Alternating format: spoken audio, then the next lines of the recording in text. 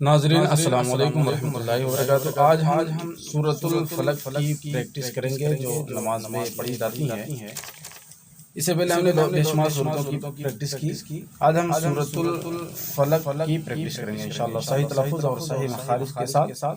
सूरह फलक मक्की है, इसमें 5 आयतें और 1 रुकू है। आइए बच्चों के साथ पढ़ते हैं। अऊज़ु बिल्लाहि मिनश शैतानिर रजीम।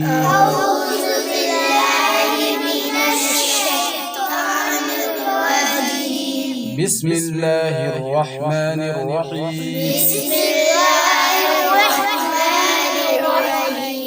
क़ुल अऊज़ु बिरब्बिल फ़लक़।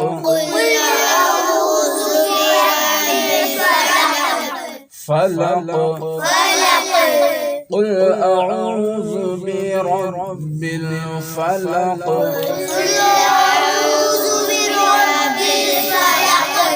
मिन शर्रि मा ख़लक़।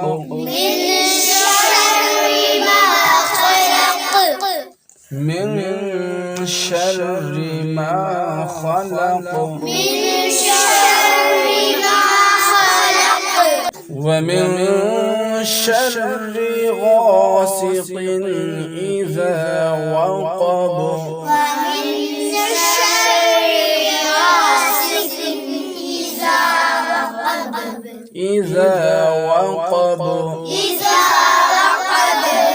ومن شر النفاثات في العقد.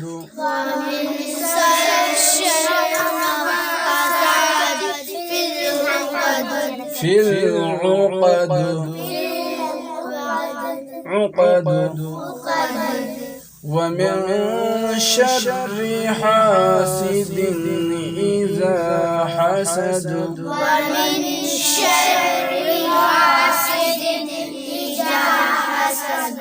إذا حسد.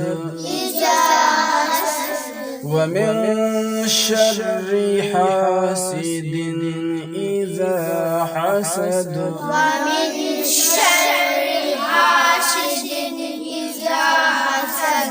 अब इसी सूरह को एक बार पूरा पढ़ते हैं।